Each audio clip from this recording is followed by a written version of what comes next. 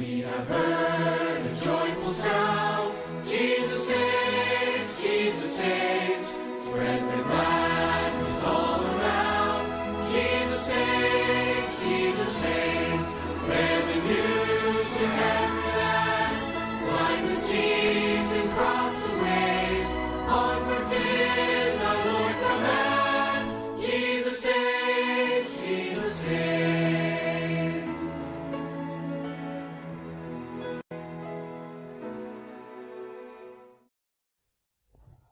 Tendre Père Céleste, gloire, honneur, force, sagesse, sont à notre Dieu et à l'agneau. Seigneur, nous voulons te remercier pour le souffle de vie. Nous voulons te remercier pour tes bontés qui se renouvellent chaque matin. Seigneur, tu nous vois maintenant, agenouillés devant toi, pour te remercier pour ton amour, pour ta patience, pour ta miséricorde. Seigneur, je ne suis pas digne, mais dans ton grand amour, tu es venu me chercher. Lorsque j'étais dans les ténèbres, Seigneur, je t'en supplie, viens m'aider, afin que je puisse exhorter ton peuple maintenant, à travers l'obéissance et la soumission de la réforme alimentaire et salutaire. Seigneur, instruis-nous, montre-nous la voie. Ton Fils nous a dit qu'il est le chemin, la vérité et la vie, que nul ne vient au Père que par lui. Merci Seigneur d'envoyer ton esprit au milieu de nous, en nous Seigneur, et que quoi que nous fassions, que nous puissions le faire pour ta gloire, au nom et par les seuls mérites de ton Fils engendré, je t'ai prié. Amen.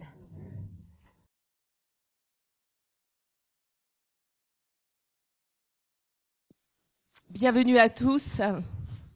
C'est une joie et une responsabilité de me trouver devant vous parce que pendant des années, tout en étant à l'intérieur de l'Église, je suis née dans un foyer adventiste. Le Seigneur nous dit qu'il use de patience afin que tous parviennent à la repentance. Il y a quelques années, j'ai demandé au Seigneur pardon. Pardon pour mes péchés. Pardon pour mes défauts de caractère. Ma gourmandise, entre autres. Et je voudrais témoigner de ce que le Seigneur a fait pour moi. Et à travers les 8 lois de la santé, nous les connaissons, mais il nous est dit dans la parole, « Heureux serez-vous, pour vous que vous le pratiquiez. » Donc, je souhaite que ce moment puisse être un moment pratique, vous voyez. Nous avons eu beaucoup d'enseignements et sur la prophétie, sur les événements qui vont se dérouler, qui se déroulent sous nos yeux. Et nous savons que le bras droit du message du 3e ange, c'est la réforme alimentaire et sanitaire. Nous savons qu'il y a beaucoup de personnes qui meurent chaque jour suite à des mauvaises associations de médicaments. Je crois, si je ne me trompe pas, c'est la 3e cause de mortalité. Donc, est-ce que vous pouvez imaginer ce que ça fait dans le corps de prendre 2 médicaments, mais lorsque nous en prenons 5? Je vous dis ça parce que mon père a eu la maladie d'Alzheimer suite à une vaccination. Et c'était contre la fièvre jaune. Et c'est de là que j'ai commencé à m'intéresser des effets de l'aluminium et du mercure sur le cerveau. Et le Seigneur a permis que je trouve une journaliste qui est elle aussi maintenant décédée, Sylvie Simon. Je ne sais pas si quelqu'un en a entendu parler. et qui dénonce les mensonges autour de la vaccination. Et je vous laisse bien sûr faire les recherches aussi, c'est une mine inépuisable de recherches, de trésors, et elle écrit différents ouvrages sur les 10 mensonges, entre autres, sur la vaccination. Et c'est vrai que j'ai été sensibilisée par ce sujet spécialement. Et tout en accompagnant mon père pendant ces 10 dernières années, j'ai vu qu'il lui donnait des médicaments pour le soulager de différents maux. Mais lorsqu'on lisait les notices des médicaments, il y a toujours des effets secondaires. Et pour la petite aparté, il y a eu moi-même 3 traitements. Un contre l'hypertension artérielle pendant 15 ans.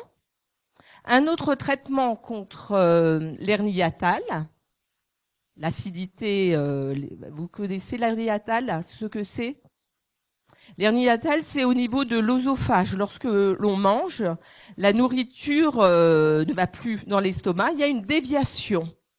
Et donc, on peut plus manger, c'est des douleurs énormes. Et donc, un traitement pour ça et un autre traitement pour l'acide urique. L'acide urique ? Mon peuple meurt faute de connaissances, hein, donc ça confirme. Je ne suis pas du tout médecin, j'ai une formation de comptable. J'ai travaillé 16 ans dans un groupe d'aluminium et de cuivre. Et donc, en tant que comptable, et là, à la fin de ma carrière, je disais, Seigneur, c'est pas ce que je veux faire. Calculer les chiffres d'affaires, les TVA, les coûts de production, c'est pas ça. Et plus je priais, et plus le Seigneur voilà, parlait en moi. Et tout de suite après, donc, mon père est tombé malade. Et là, je vais vous lire un passage dans Maranatha, du 26 juin. Le livre Maranatha d'Ellen White. Soulager la souffrance physique. Dans Matthieu 10, au verset 7 et 8, il nous est dit « Allez prêcher et dites, le royaume des cieux est proche. Guérissez les malades, ressuscitez les morts, purifiez les lépreux, chassez les démons. Vous avez reçu gratuitement, donnez gratuitement. Des temps dangereux sont devant nous. Le monde entier sera dans la perplexité et dans l'angoisse. Des maladies de toutes sortes se manifesteront au sein de la famille humaine. Et l'ignorance, hier on en a parlé, qui prévaut actuellement au sujet des lois de la santé, produira de grandes souffrances et la perte de beaucoup de vies qui auraient pu être sauvées. À mesure que les agressions dans les domaines religieux priveront notre nation de ses libertés, ceux qui défendront la liberté de conscience se trouveront dans des situations difficiles. Pour leur propre bien, ils devraient, tant que l'occasion leur est donnée, acquérir des aptitudes en ce qui concerne les problèmes relatifs aux maladies, à leur cause, à leur prévention et à leur traitement. Ceux qui agiront ainsi trouveront du travail où qu'ils aillent. Ils trouveront beaucoup de malades nécessitant de l'aide, non seulement parmi ceux qui partagent notre foi, mais aussi parmi ceux qui ignorent la vérité. L'œuvre médicale, combinée avec la prédication du message du troisième ange, doit produire des résultats merveilleux.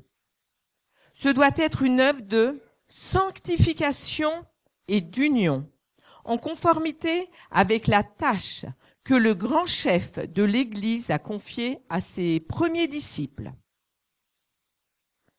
Christ a donné une mission à ses disciples réunis. Allez, prêchez et dites, le royaume des cieux est proche. Guérissez les malades, ressuscitez les morts, purifiez les lépreux. Chassez les démons, vous avez reçu gratuitement, donnez gratuitement. Voici, je vous envoie comme des brebis au milieu des loups. Soyez donc prudents comme des serpents et simples comme des colombes. Il est bon que nous lisions ce chapitre afin que ces instructions nous préparent pour notre labeur. Les premiers disciples sortaient pour accomplir le mandat de Christ, en accord avec leur commission. Son esprit allait leur préparer le chemin. Ils devraient comprendre qu'avec un tel message à donner et de telles bénédictions à répartir, ils seraient les bienvenus dans les foyers. Dieu atteint les cœurs par le soulagement des souffrances. On laisse tomber une semence de vérité dans l'esprit, puis elle est arrosée par Dieu. Parfois, il faudra beaucoup de patience avant que cette graine ne donne des signes de vie. Mais finalement, elle germera et portera des fruits pour la vie éternelle. Combien les hommes sont lents à comprendre la préparation de Dieu pour le jour de sa puissance. Frères et sœurs, par rapport à ma propre expérience, lorsque mon médecin m'a dit que mon corps fabriquait de l'acide urique, l'acide urique vient du fait de manger, entre autres, de la viande et des plats en sauce. Job nous dit, au chapitre 29, 16, qu'il cherchait la cause de l'inconnu. Étant végétarienne déjà depuis un certain nombre d'années, ce n'était pas logique que mon corps fabrique de l'acide urique, donc qui provoquait des douleurs aux genoux, au niveau des articulations, pour ceux qui connaissent. Et un jour, une sœur nous a présenté l'étude sur l'eau qu'on boit. Et moi, je buvais à cette époque les eaux minérales classiques, pour ne pas les citer. Et donc, elle nous a dit qu'il fallait vérifier le taux de nitrate, le taux de sulfate, le taux de fluor et de chlore, qui soit le plus petit possible. J'ai changé mon eau, j'ai trouvé la Mont Blanc et le médecin me dit de faire ma prise de sang. Je fais une prise de sang pour vérifier le taux.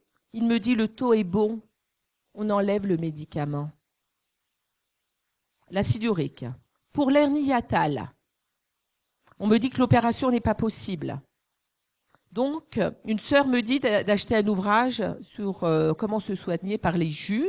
Et donc, c'était marqué, et c'est ensuite que j'ai découvert l'ouvrage du docteur Walker. À l'époque, je ne l'avais pas.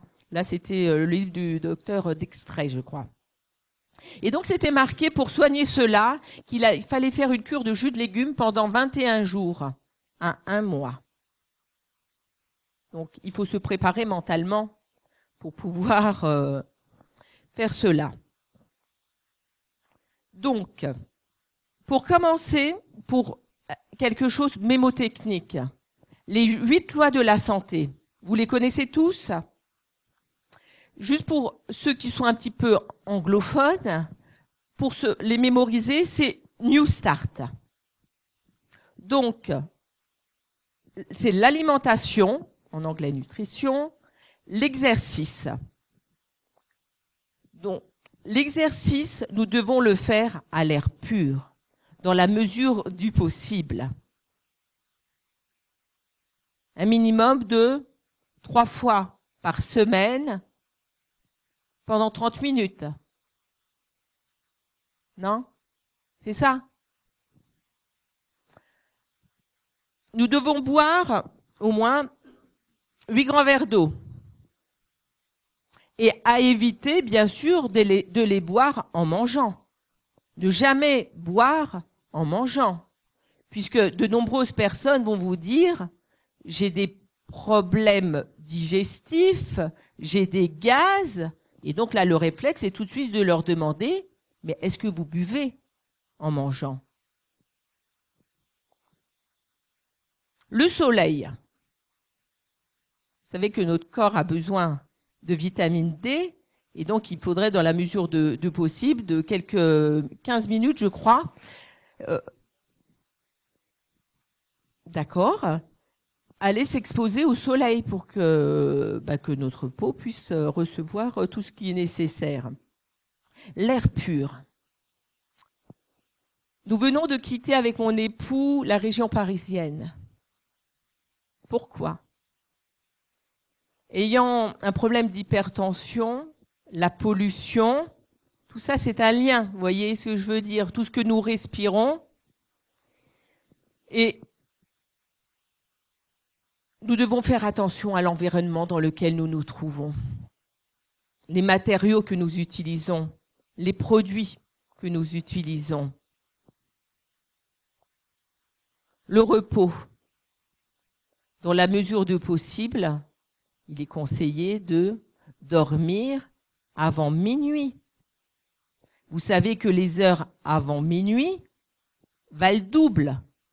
Donc ça veut dire que si je m'endors à 22 heures et que je me réveille à 3 heures, combien d'heures j'ai dormi ?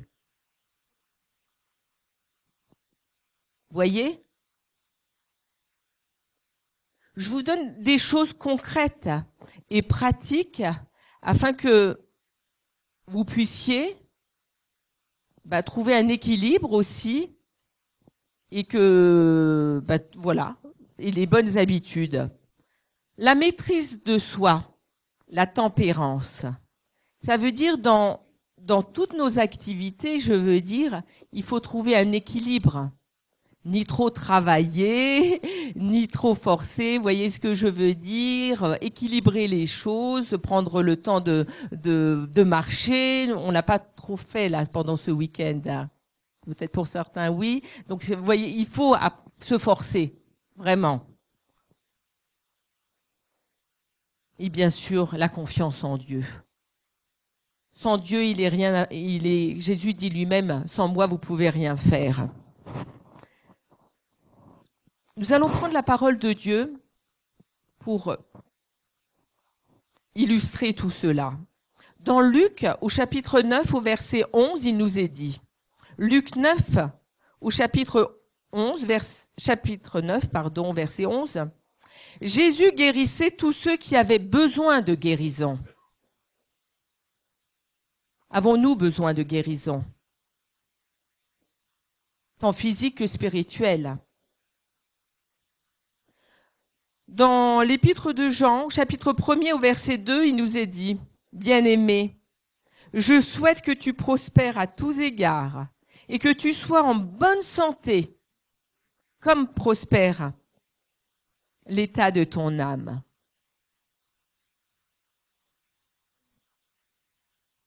Vous le savez, dans la Bible, je suppose, il y a de nombreux exemples de guérison. Nous avons l'exemple de Naaman, qui a été plongé 7 fois dans l'eau. Donc c'était l'eau argileuse pour nous dire, donc pour nous faire comprendre que les bienfaits de l'argile. Mais c'est vrai que l'argile, ça prend du temps pour soigner. Il faut être patient. Jésus aurait pu guérir Naaman au bout d'une fois, 2 fois, mais non.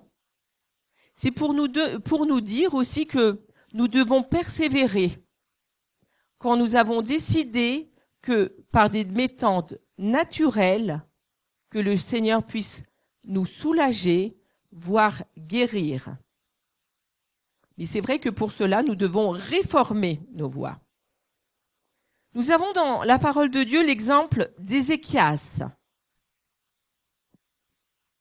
Vous vous rappelez ? Il avait un ulcère malin. Il a été guéri par des cataplasmes de figues.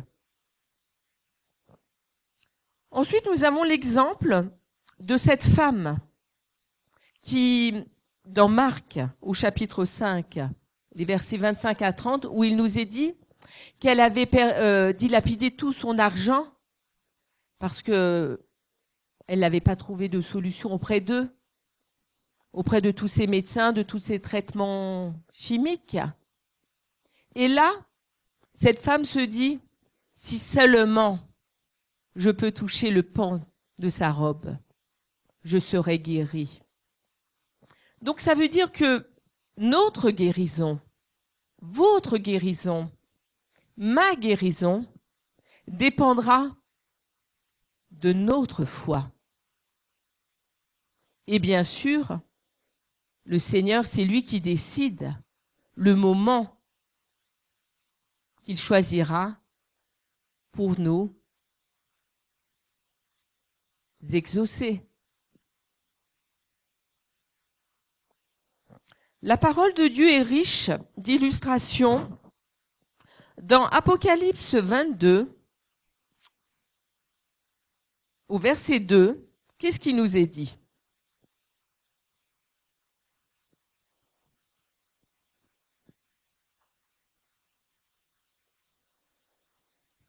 Si quelqu'un veut lire à haute voix, ils vont pas entendre.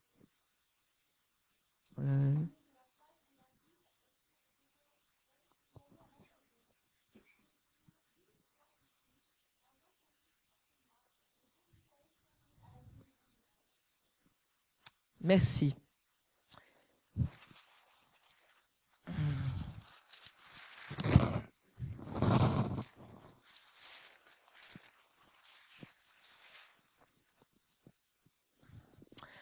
Pendant que j'avais après avoir eu mon traitement pendant 15 ans contre l'hypertension, j'ai décidé, au même moment que je faisais ma cure pour soigner mon hernie hiatale, je demandais au Seigneur, est-ce qu'on peut pas faire quelque chose pour arrêter d'avoir ce comprimé à prendre tous les matins? Et j'ai fait ce programme-là, entre autres. C'est un programme de détoxination sur 10 jours. Je vous ai juste mis des horaires pour vous dire quand ça s'est passé, c'était les horaires qu'on appliquait. Donc après, c'est juste pour que vous ayez la tranche horaire pour faire les choses. À 5h30 du matin, c'était un verre d'eau tiède avec une cuillère à soupe de charbon de bois. J'espère que tout le monde connaît le charbon de bois et que tout le monde l'utilise aussi pour pouvoir se nettoyer et purifier. Sandra a mis sur la table les différents ouvrages qui nous sont fortement conseillés pour découvrir les bienfaits du charbon bois, de l'argile, des huiles essentielles, des fruits, des légumes aussi. On va y revenir. Et est-ce que vous savez que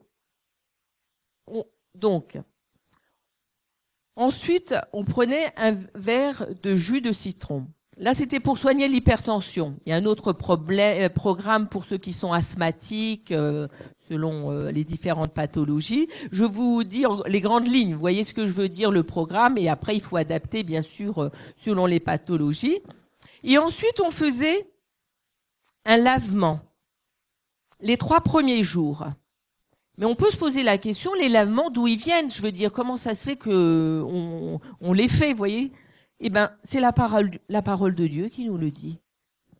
Dans Psaume 51, les versets 7 et 8.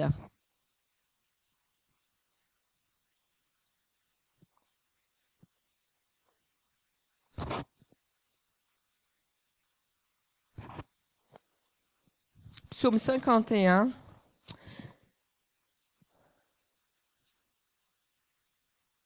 Je me suis trompée. Non, c'est pas 7 et 8, c'est 8 et 9. Le verset 9, on va prendre. Purifie-moi de mon péché avec l'hysope, et je serai pur. Lave-moi, et je serai plus blanc que la neige. Donc ça veut dire que, qui a déjà utilisé les box de lavement pour avoir une idée et qui a déjà vu un box à lavement? Comment ça se... Mais j'en ai pas apporté aujourd'hui. Et c'est une poche en plastique, un récipient et donc un contenant de 2 litres. Camille, tu as déjà vu? D'accord, bon. Et donc, on met de l'eau tiède, pas trop chaude, je veux dire, et soit on peut mettre une cuillère à soupe d'huile d'olive. Il y a différentes, après, je dirais, approches. Il y en a d'autres qui vont mettre de l'hysope en poudre ou différentes d'autres plantes. Et donc, on se met ça pour faire un lavement anal. Et donc, pour pouvoir purifier le corps aussi, c'est bien de pouvoir lui donner ensuite dans le programme des jus de légumes ou des infusions, mais il faut que l'organisme se nettoie aussi. C'est pas le tout de lui donner des bonnes choses, mais il faut aussi que le reste soit éliminé, ce qui est impur, voyez, puisque vous savez que les intestins, c'est le deuxième cerveau. Donc ensuite, on prenait le petit déjeuner, c'était une combinaison de fruits avec quelques gousses d'ail frais. Là, c'est pour le traitement de l'hypertension, mais ensuite, 1 heure après, un verre d'eau, 1 heure après, une petite infusion à base de persil, d'oignons, de céleri et une plante exotique, puisque ce programme a été fait aux Philippines. On continue par un verre d'eau. 1 heure après, un jus de carotte, concombre et céleri. On continue par un verre d'eau. Petit déjeuner, combinaison de crudités avec de l'ail frais. Si vous avez des questions, levez la main si je peux y répondre. On continue, 1 heure après un verre d'eau, l'infusion, toujours la même, et un verre d'eau, le jus de légumes, un autre verre d'eau, et ensuite on termine avec le charbon de bois pour pouvoir nettoyer le corps de toutes les impuretés qui ont été accumulées depuis des années. Et donc, pour les personnes qui ont de l'hypertension et qui ont une grosse crise, qu'est-ce qu'on peut leur donner aussi? Leur faire des compresses d'eau froide et dans les pieds d'eau chaude, si je ne me trompe. Et s'il y a une crise, la tension elle monte, un peu de poudre de piment de Cayenne. Est-ce que quelqu'un d'autre ici souffrait ou souffre d'hypertension? Personne ici? Bon, ce sont des conseils pour d'autres personnes. Vous voyez ce que je veux dire? Oui? Ah ben, moi, on m'a dit de prendre la poudre, un petit peu, au bout de la langue, et juste comme ça, pour pouvoir, je dirais, dégager rapidement. Je veux dire que faut être précautionneux, c'est sûr. Hein, je veux dire, faut pas. Et pourquoi l'hypertension aussi? C'est une maladie de style de vie aussi, et à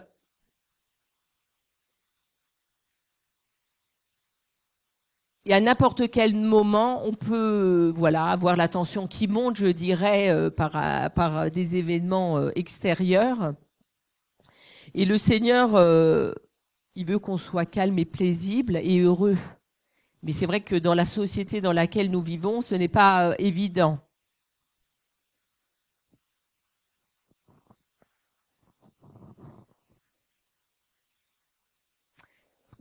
Qu'est-ce qui nous est dit dans Proverbe 23, 2 au sujet de la tempérance?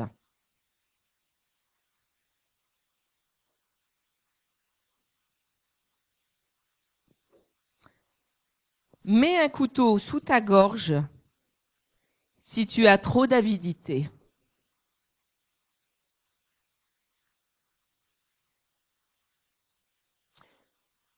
Vous voyez, frères et sœurs, les maladies que nous avons, nous les provoquons par notre façon de manger, de boire et bien sûr dans nos pensées. Puisque la parole nous dit dans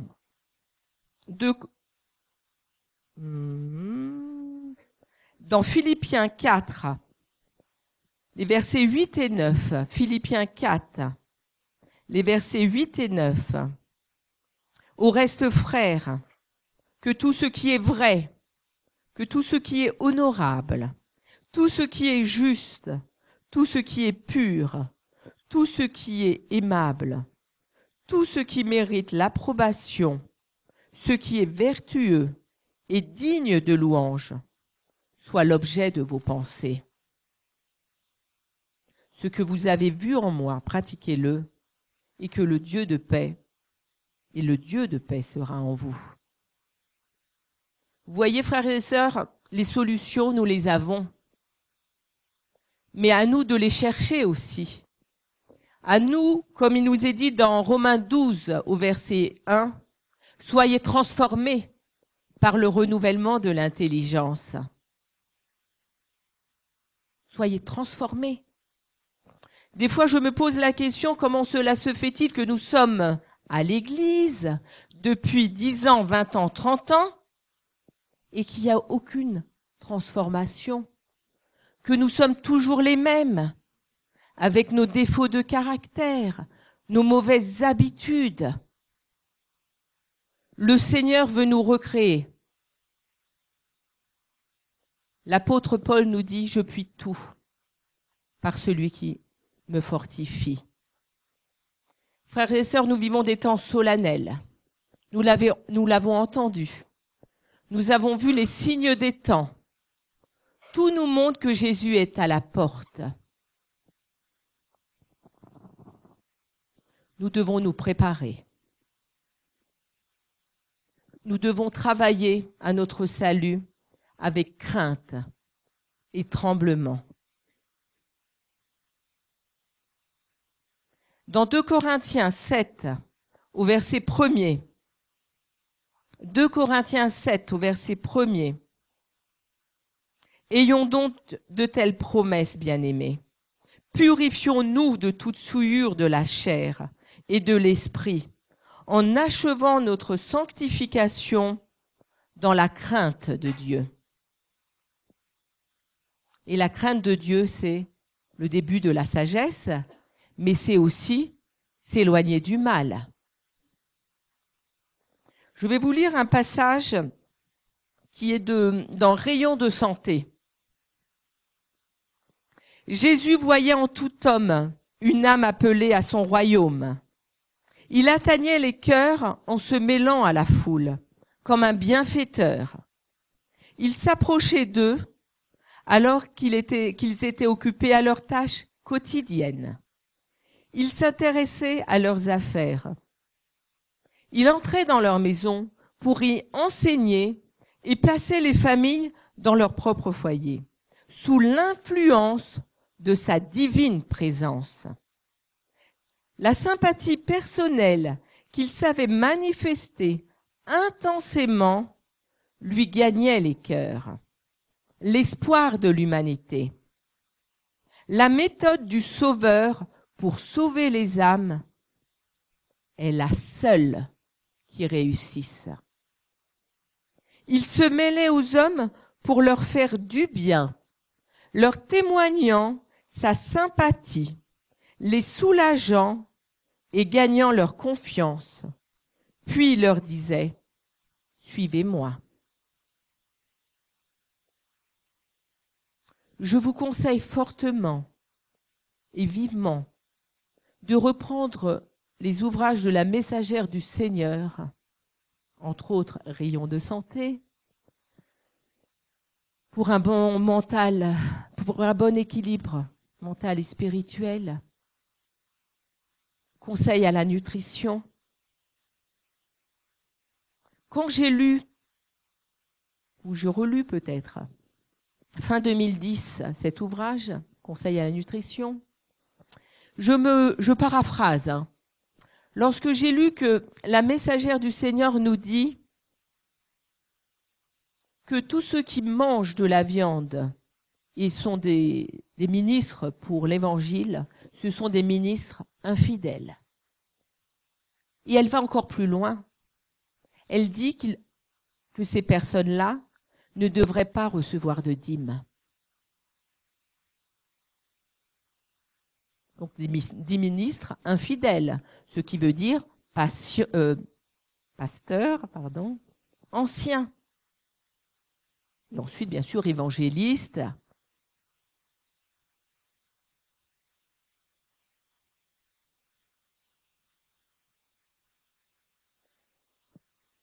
Pendant les années d'accompagnement de mon père, j'ai vu donc les effets négatifs des associations des médicaments. Et à un moment donné, mon père, il avait un problème d'arythmie cardiaque. Donc, arythmie cardiaque, le rythme cardiaque qui change, qui n'est pas bon. On lui a fait une injection, je crois, ou des comprimés on lui a donné, je ne sais plus. Mais c'était marqué possibilité d'AVC le 3e jour.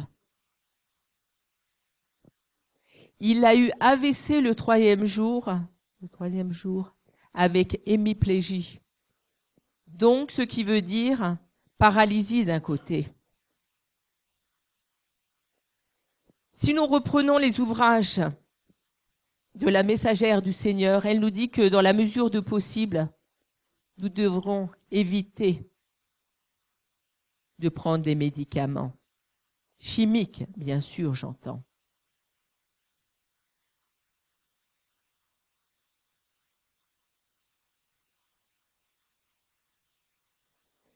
Comme il nous est dit dans la parole de Dieu que notre corps est le temple du Saint-Esprit. Que le Seigneur puisse nous inspirer, nous diriger, et que quoi que nous fassions, que nous puissions le faire pour sa gloire. C'est vrai que je n'ai pas développé comment nous devons manger, mais je peux le dire brièvement, qu'il faudrait que, dans la mesure du possible, que le matin, ce soit une combinaison de fruits. Pour certains, avec association de céréales.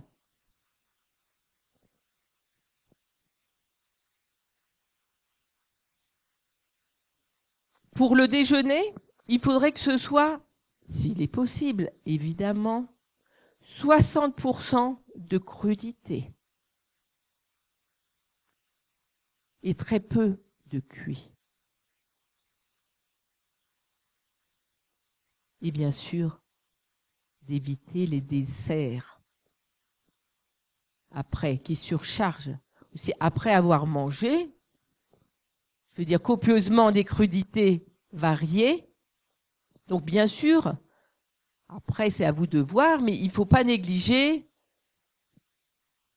les laitues, tout ce qui est vert, à base de chlorophylle.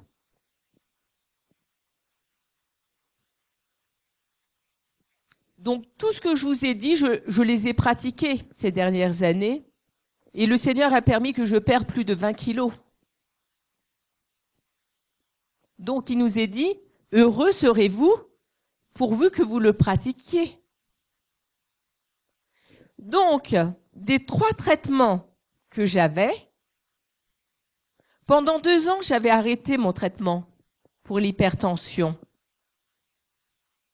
Mais là, dernièrement, j'ai fait quelques rechutes. C'était compliqué. Mais le Seigneur, il veut qu'on persévère avec lui.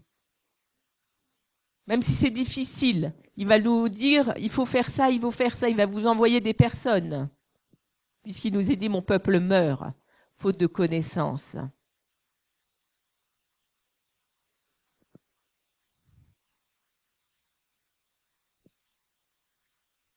J'espère que tu prospères et que tu sois en bonne santé, comme prospère l'état de ton âme. Dans la tragédie des siècles, à la page 645, le chapitre Les Écritures, notre sauvegarde, il nous est dit, Dieu aura cependant sur la terre un peuple qui s'attachera à sa parole et qui fera la pierre de touche de toute doctrine et le fondement de toute réforme. Ni l'opinion des savants, ni les déductions de la science, ni les credos, ni les décisions des conciles et assemblées ecclésiastiques, aussi discordants que nombreux, ne doivent être pris en considération sur un point de foi religieuse. Avant d'accepter une doctrine quelconque, il faut s'assurer qu'elle en a sa faveur en un clair et précis. Ainsi a dit l'Éternel. C'est notre seule sauvegarde, la parole de Dieu. Que les seigneurs puissent vous bénir, puissent vous soutenir, parce que les temps qui sont devant nous sont des temps, comme il nous est dit, très difficiles. Sans l'Esprit de Dieu en nous, sans Jésus en nous, nous ne pourrons pas être victorieux sur nos tendances héréditaires acquises ou innées. Pour le frère Patrick, lors d'un échange, dans 2 Corinthiens 4, au verset 16, c'est pourquoi nous ne perdons pas courage. Et lors même que notre homme extérieur se détruit, notre homme intérieur se renouvelle de jour en jour. C'est pourquoi nous ne perdons pas courage, il est dit. Frères et sœurs,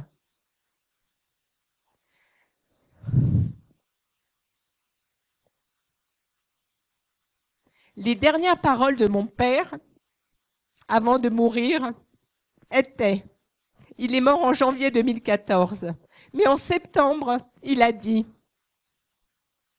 nous devons nous aimer, nous devons prier et nous devons nous ressaisir. Et Dieu est avec nous. Ces paroles me tiennent parce que il y a une force, malgré sa maladie. À la fin, il ne savait plus que j'étais sa fille. Il pensait que j'étais son épouse. Mais ce qui le tenait pendant les 16 derniers mois qu'il était couché, il louait le Seigneur.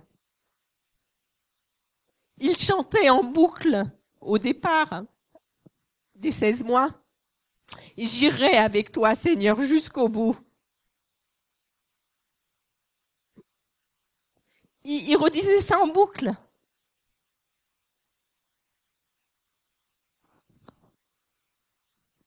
C'est ce qu'il a tenu toute sa vie. Et c'est ce qui est resté.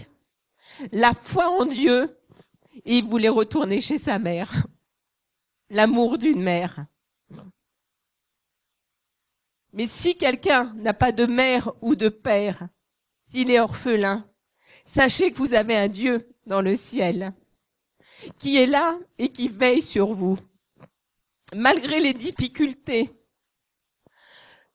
la messagère nous dit, Hélène White, que nous devrions méditer 1 heure par jour sur le sacrifice de Jésus. Lorsque nous voyons à Gethsémane et qu'il a demandé à ses disciples de prier, d'intercéder, il dormait.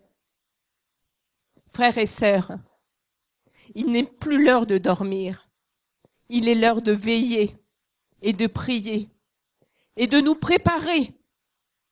Prépare-toi à la rencontre de ton Dieu. Que le Seigneur vous bénisse et qu'il vous garde. Et que, comme dit Néhémie, que la joie de l'Éternel soit votre force. Qu'il vous dirige malgré les luttes. Mais qui sera contre nous si le Seigneur est avec nous? Je vais vous laisser ce dernier verset dans la première épître de Pierre, au chapitre 5, les versets 9 et 10. Après avoir souffert un peu de temps, c'est moi-même qui te fortifiera, qui t'affermira, qui te perfectionnera et qui te rendra inébranlable. À lui soit la gloire au siècle des siècles. Voilà ce que le Seigneur veut que nous soyons, des soldats pour lui. Mais pour pouvoir être des soldats, nous devons nous dépouiller de nous-mêmes. Nous devons tout confesser, abandonner par sa grâce, qu'il nous montre nos défauts de caractère, puisque maintenant c'est l'heure du jugement. Vous voyez maintenant aux actualités, on entend tous ces scandales, toutes les choses cachées, on les entend, parce que nous sommes dans l'heure du jugement. Très bientôt, ou peut-être déjà nos noms sont passés, nous ne le savons pas. Que nous puissions marcher humblement, comme nous dit dans la parole dans 2 Chroniques 7,14. Si mon peuple, sur qui est invoqué mon nom, s'humilie, prie, me cherche, se détourne de ses mauvaises voies, je les exaucerai du haut des cieux et je guérirai son pays. Que le Seigneur puisse vous guérir, me guérir. À lui soit la gloire. Amen.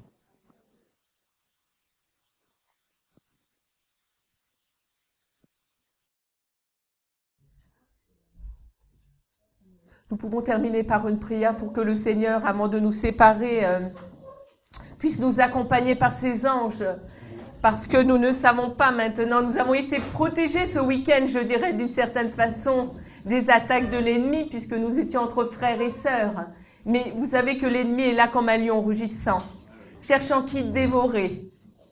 Mais il nous est dit, résistez-lui, avec une foi ferme. Mais la foi vient d'où? De la parole de Dieu. Que nous puissions faire attention de la manière de nous écoutons.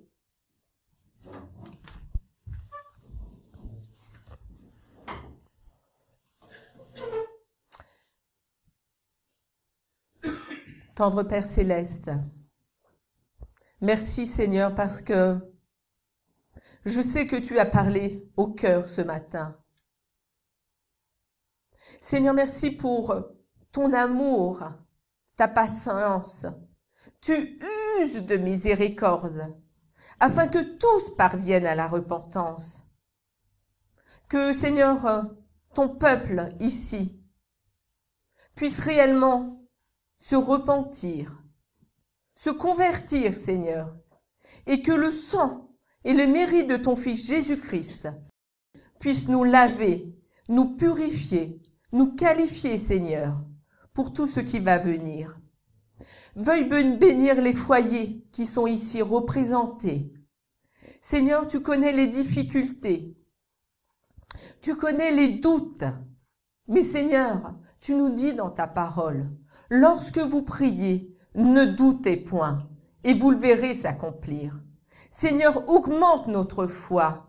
Veuille accompagner toutes ces familles, et je te prie tout particulièrement pour nos deux sœurs, Camille et Laura, qui ont fait cet engagement de te suivre, et que tu puisses les bénir, les combler, Seigneur. Tu connais leurs besoins. Tu connais tout de leur vie, Seigneur. Merci de les protéger, Seigneur, et qu'elles puissent être des témoins vivants pour toi, là où elles se trouveront. Fortifie-les, Seigneur. Merci pour ton amour. Merci pour ta patience. Merci, Seigneur, de nous aider et que nous puissions marcher humblement avec toi tous les jours. Merci Seigneur de nous accompagner de ce que nous avons entendu pendant tout ce week-end, Seigneur. Que nous puissions le transmettre maintenant, puisque nous sommes tes messagers et tes messagères. Seigneur, nous te prions afin que nous tous, nous puissions avoir le fruit de l'esprit. Que nous puissions avoir toute l'armure du chrétien, Seigneur, parce qu'il est impossible d'aller à la bataille sans avoir ta protection. Sois la protection de ton peuple. Sois notre protection, Seigneur. Nous crions à toi. Viens, Seigneur, bientôt. Au nom de Jésus-Christ. Amen.